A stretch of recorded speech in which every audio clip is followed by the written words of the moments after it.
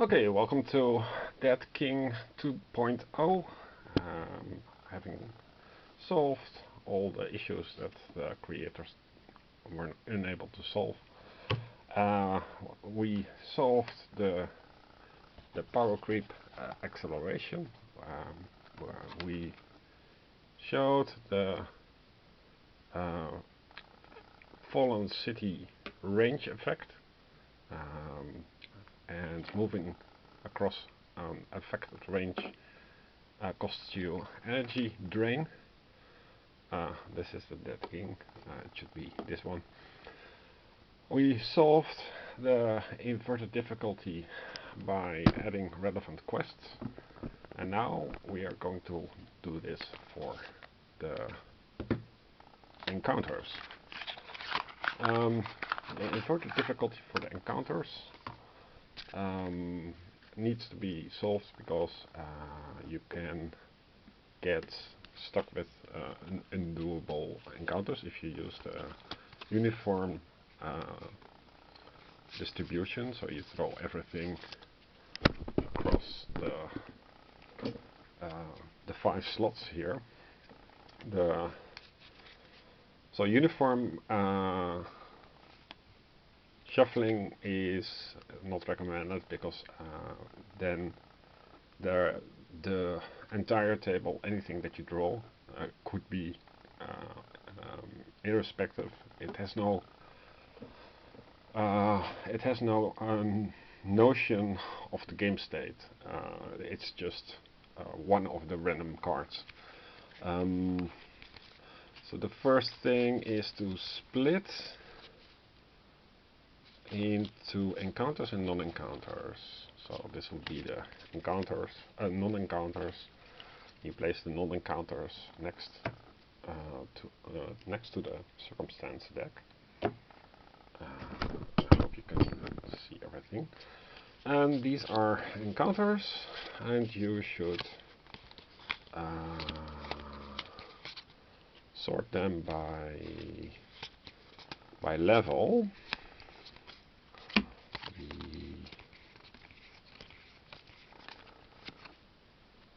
And then 4,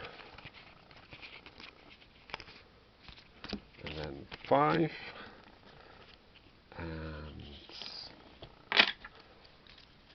place them next to the 1. To initially fill up the circumstance bar, you need more space to place it over here, but 1, 2, 3, 4, 5. So the amount of fallen cities, or 1, should be the amount of encounters that you place. And there is a more recent attempt by the creators to only use slots 1 and 2 for encounters, but the amount of encounter cards for when the Dead King is has 3 fallen cities should be 3 encounters, and they should be face up, but that's just, and the non-encounters should fill up the rest. So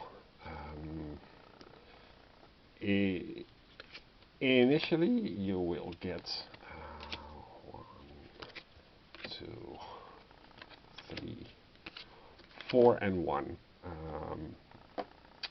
circumstances, and if you roll, if you end up with normal movement somewhere, then you roll the die. The hex remains empty. The hex is reserved for the discard pile, and cards that leave the slot, for example the 3 in this case, so you get named, and this card gets allocated to your party. then you need to fill up this card, this slot. And then you look at the amount of fallen cities. So if there are, say, there's one fallen city, the amount of encounters is equal to the amount of fallen cities. So you will draw a non-encounter card.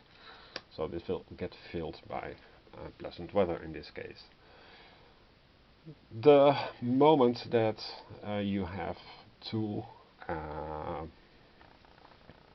fallen cities and the card leaves the circumstance bar, then you have to draw from the encounter deck. Now the first encounters will be all level 1, but eventually those cards will get added to the discard pile. Now,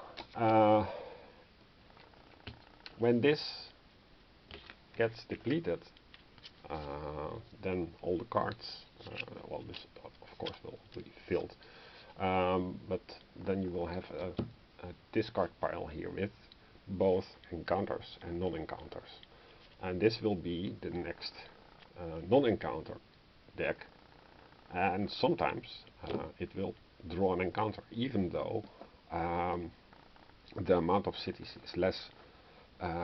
So you can have like an overdrive of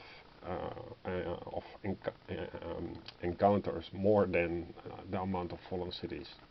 Okay.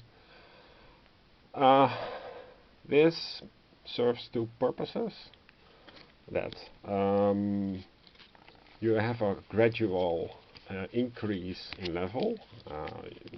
I mean those level 5 things. Eventually this will also get depleted,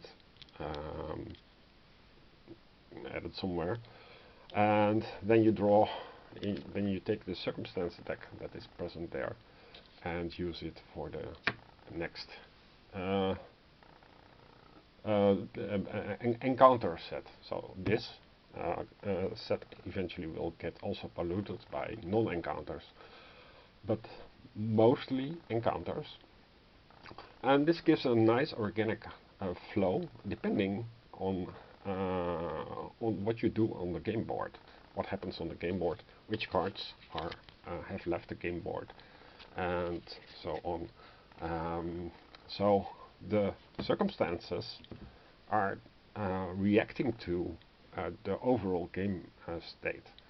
I think this is really cool, and I would recommend this. I tried to make a thematic circumstance, and where is it?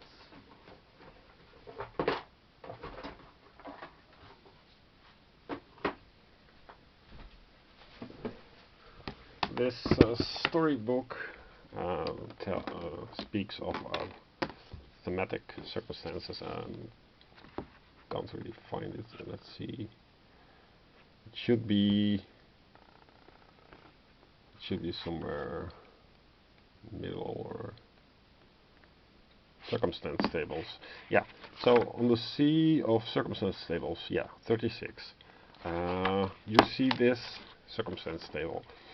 And what they try to do here, but it doesn't work, is any forest hex, any highland or escarpment hex, marsh or water hex, tundra or arctic hex, plague land, or any hex within hexes of a rune, or hex adjacent to a fallen city.